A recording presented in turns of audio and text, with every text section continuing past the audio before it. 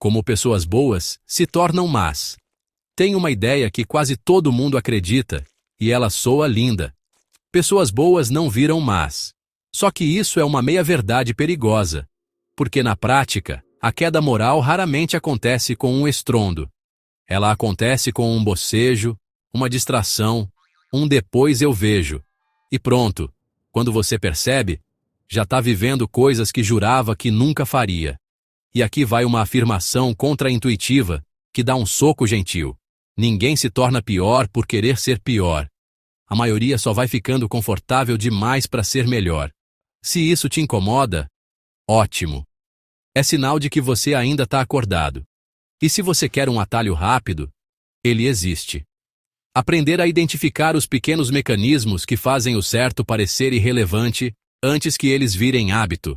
Porque existem curiosidades sobre o universo e também fatos sobre o universo do comportamento humano que explicam exatamente como isso acontece e, melhor ainda, como reverter. Ele aprende cedo que o monstro raramente vem com presas e garras. Quase sempre ele usa crachá, terno, jaleco ou até foto de família. E aqui vai uma daquelas curiosidades que parecem fatos sobre o universo. No universo, o vácuo não faz nada, mas deixa muita coisa acontecer. Do mesmo jeito, a passividade não cria a atrocidade do zero. Ela só abre espaço como um silêncio que vira convite. Entre curiosidades sobre o espaço e fatos fascinantes sobre o universo, existe um paralelo simples. O escuro não precisa atacar, basta ninguém acender a luz. E quando ele percebe isso, dá um frio na barriga, porque o perigo não está lá fora. Está dentro da mente humana, quietinho, esperando permissão. Ele se engana achando que atrocidade é coisa de filme. Mas a verdade é bem mais cotidiana. E de novo parecem verdades sobre o universo. Grandes eventos nascem de pequenas forças repetidas. O mal humano cresce no deixa pra lá, no não é comigo, no alguém resolve. Tipo uma gravidade invisível puxando tudo pro lado errado. Se ele presencia uma humilhação na escola, no trabalho ou na internet e fica só assistindo, ele vira plateia. E plateia dá força pro espetáculo. A prática aqui é simples e aplicável. Ele pode intervir com calma. Ei, para com isso. Apoiar a pessoa depois, registrar o que aconteceu e chamar um adulto ou responsável quando for necessário. Essas são curiosidades do universo que ninguém conta. Às vezes o ato mais corajoso não é brigar, é interromper o ciclo. E tem uma ironia meio engraçada. Daquelas que doem, ele não precisa ser mal para ajudar o mal. Basta fingir que não viu. Igual quem olha para o céu e jura que não existe curiosidade sobre o universo e o sistema solar. Quando ele normaliza o absurdo, o cérebro faz economia de energia. Se eu não reagir, não preciso me complicar e pronto. Tá plantada a semente. Um exercício rápido. Ele pode escolher uma microcoragem por dia, tipo defender alguém, corrigir uma injustiça pequena, recusar uma piada cruel e anotar como se fosse um diário de curiosidades fascinantes sobre o espaço. Com o tempo, ele percebe um padrão, tipo mapa de constelações. Onde ele cala, o problema cresce. Onde ele age, o problema encolhe. E aí vem o detalhe que puxa para o próximo assunto, como aqueles fatos fascinantes sobre o universo que mudam tudo.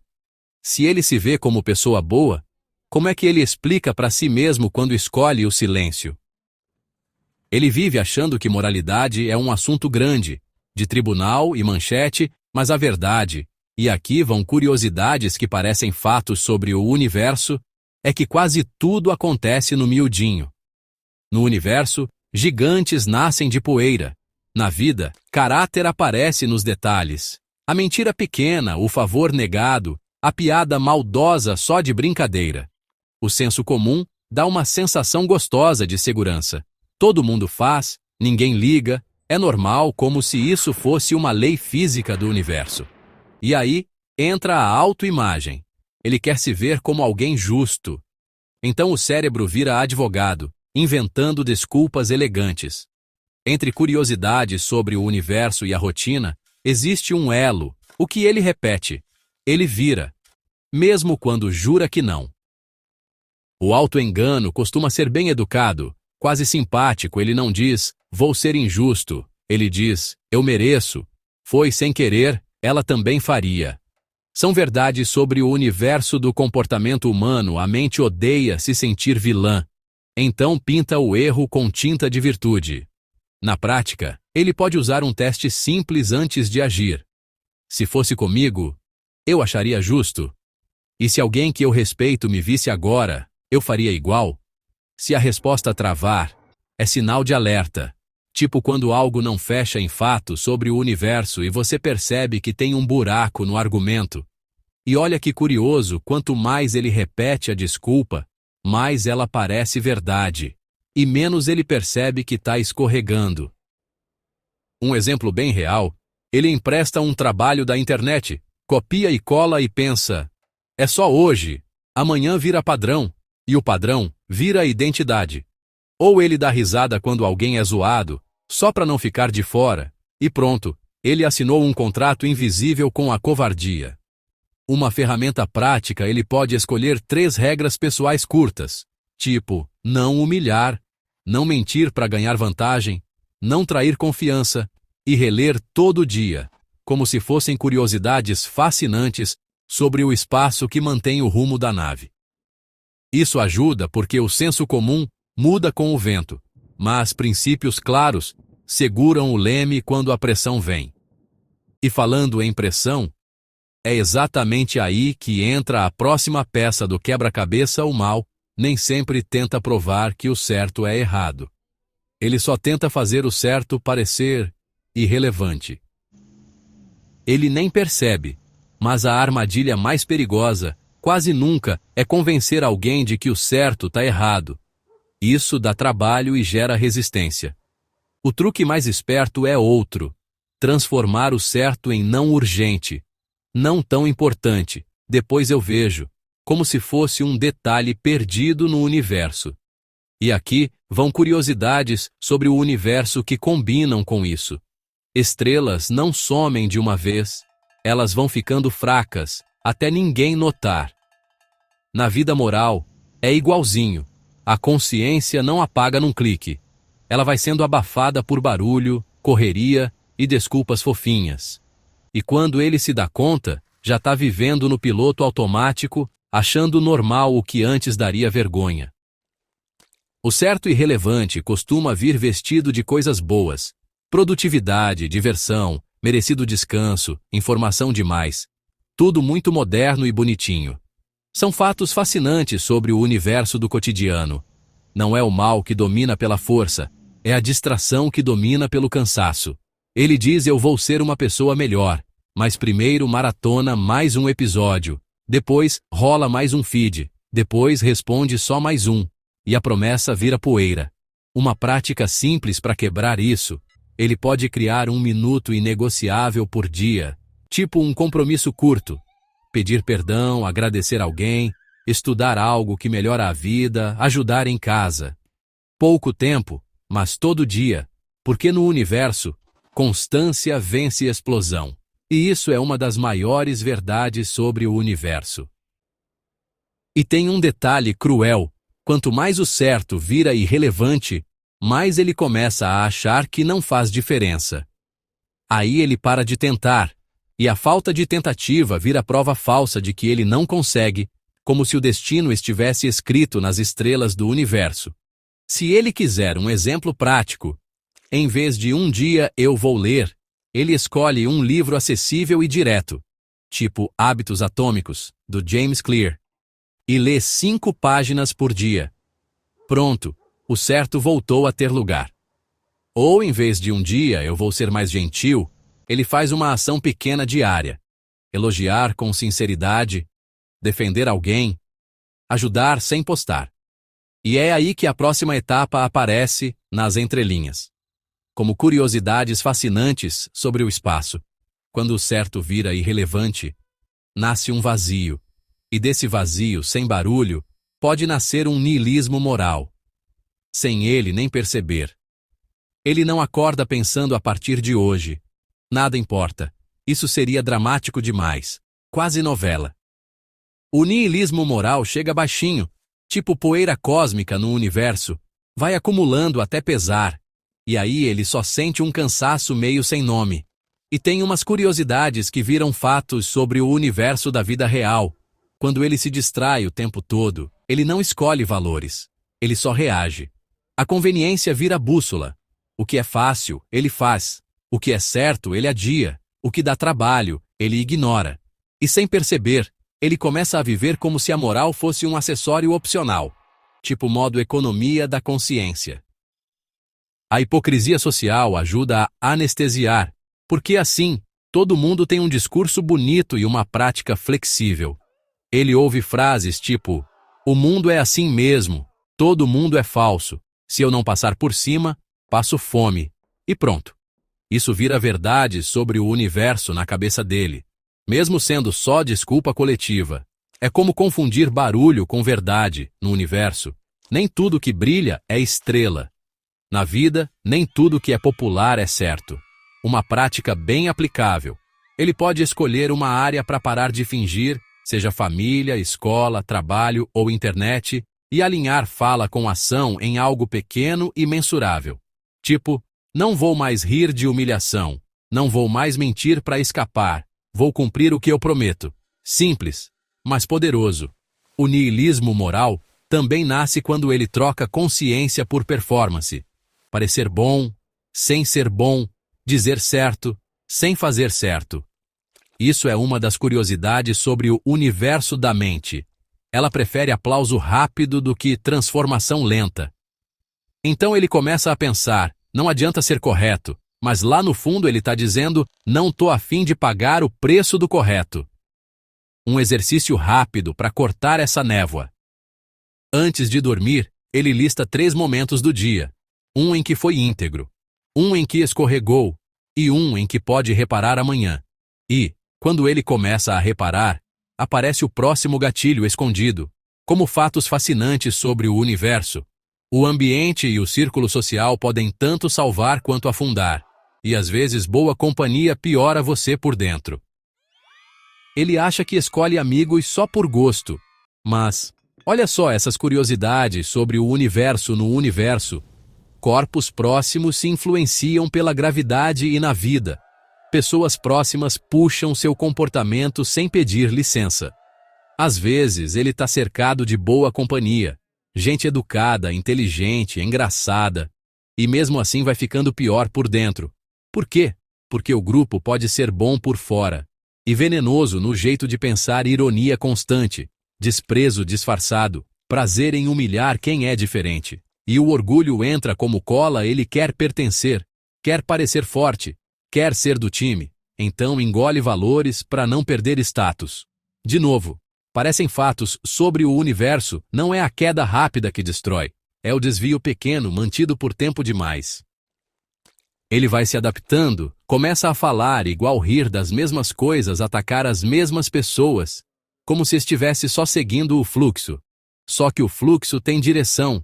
E verdades sobre o universo do caráter dizem o seguinte: você vira parecido com o que tolera por perto.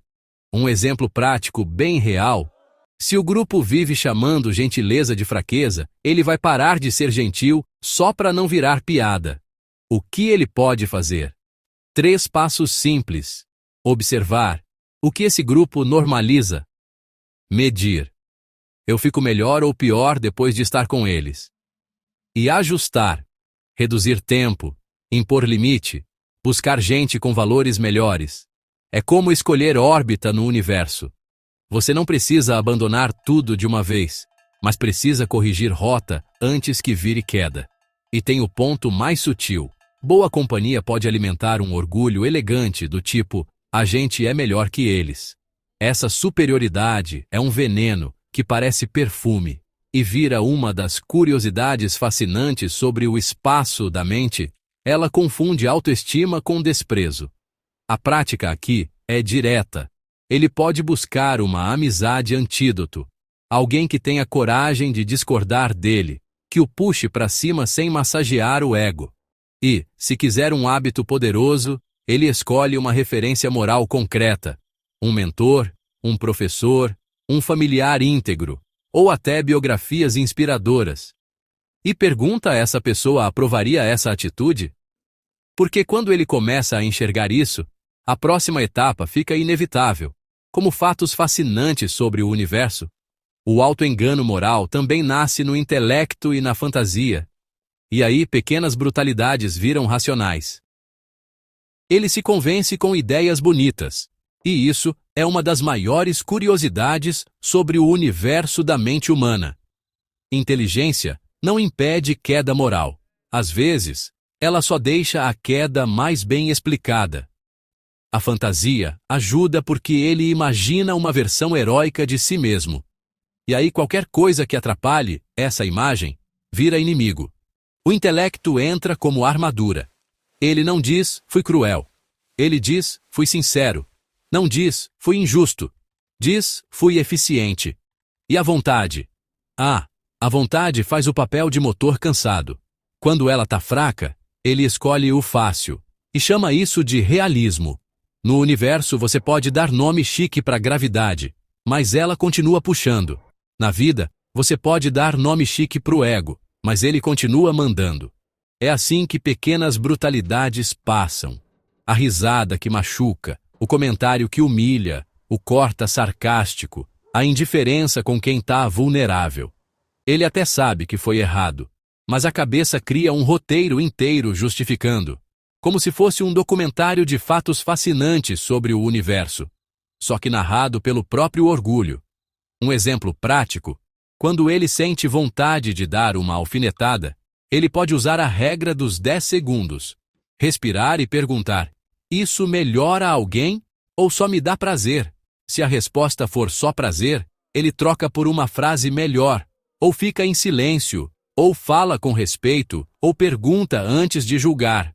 Parece simples demais, mas verdades sobre o universo do caráter são assim. O que é simples, repetido, vira forte. E tem a armadilha final. Ele começa a achar que sentir é o mesmo que ter razão. Se ele está irritado, ele acha que o outro merece. Se ele está com inveja, acha que o outro é falso. Se ele está inseguro, acha que o outro é arrogante. A prática aqui é quase um hack de consciência. Ele pode registrar o que sentiu, separar do que é fato, e só então decidir o que fazer, como um cientista anotando curiosidades do universo, antes de tirar conclusão. Isso protege ele de agir no impulso e depois vestir o impulso com roupa de argumento inteligente. E quando ele aprende a fazer isso, já dá para ver o próximo confronto chegando, como curiosidades sobre o universo e o sistema solar. Existe o mal ordinário e existe a bondade ordinária. E a batalha diária acontece exatamente aí, no comum. Ele costuma imaginar o mal como algo épico, quase mitológico, mas o mais comum é o mal ordinário. Pequenas escolhas repetidas com cara de normalidade. E aqui entram curiosidades que parecem fatos sobre o universo. No universo, grandes estruturas surgem de pequenas partículas. Na vida, grandes quedas surgem de pequenas concessões. Só que existe o outro lado, a bondade ordinária, que é menos glamurosa e, por isso mesmo, mais rara. Bondade ordinária é lavar a louça sem ninguém pedir, pedir desculpas sem justificar, proteger alguém sem ganhar aplauso, dizer a verdade sem humilhar. E quando ele entende isso, vem uma epifania silenciosa. Não é sobre ser perfeito, é sobre lutar todo dia no tamanho certo. A mudança começa quando ele para de se ver como vítima das circunstâncias e passa a se ver como autor das escolhas, mesmo das pequenas. Isso é uma das verdades sobre o universo do caráter. Ninguém muda por emoção alta, muda por decisão repetida. Um plano prático bem simples. Ele escolhe 3 hábitos de bondade ordinária para treinar por 30 dias. Um de sinceridade, um de serviço, um de autocontrole. Exemplo: sinceridade. Não vou inventar desculpa. Serviço. Vou ajudar alguém em casa ou na escola todo dia. Autocontrole. Não vou participar de humilhação, nem online. Ele vai sentir resistência, claro. Mas resistência não é sinal de fracasso, é sinal de treino. Igual quando se aprende algo novo e difícil. E a parte bonita, e meio engraçada, é que o cérebro gosta de medalha rápida, mas a vida real premia quem aguenta o processo. No começo, ele vai pensar isso não faz diferença. E aí, ele precisa lembrar daqueles fatos fascinantes sobre o universo. Coisas enormes mudam com forças pequenas, desde que constantes.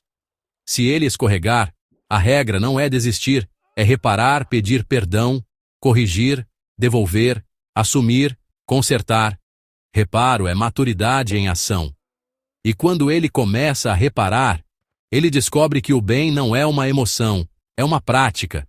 E que a queda moral não é destino, é caminho. E caminho dá para mudar. E com isso, o roteiro fecha o ciclo dos tópicos, sem fechar a conversa. Agora dá para puxar tudo para o começo da história. Aquela pergunta incômoda que cutuca a autoimagem e abre a introdução perfeita. Agora vem a parte que separa quem só consome conteúdo de quem realmente muda de vida a aplicar. Porque entender o mecanismo da queda moral é como descobrir fatos fascinantes sobre o universo. Só vira poder quando você usa isso no dia a dia, nas escolhas pequenas, quando ninguém está olhando. Então a pergunta é simples e meio desconfortável. Qual é o pequeno silêncio que você tem praticado e chamado de normal? Onde você tem deixado o certo virar irrelevante por distração, conveniência ou medo de não pertencer? Se hoje você tivesse que escolher uma única microcoragem, uma atitude de bondade ordinária, qual seria? Pedir desculpas? Defender alguém? Cortar uma mentira? Parar de rir do que machuca? Ou reparar algo que você empurrou para debaixo do tapete? E mais, que tipo de pessoa você está treinando para ser com as suas rotinas? Porque, no universo, nada muda sem constância. E na sua mente é igual. Me conta nos comentários. Qual desses tópicos mais te pegou e que hábito você vai testar por 7 dias? Eu quero ler de verdade, porque essas curiosidades, essas verdades sobre o universo do comportamento humano, ficam ainda mais fortes quando a gente transforma em prática.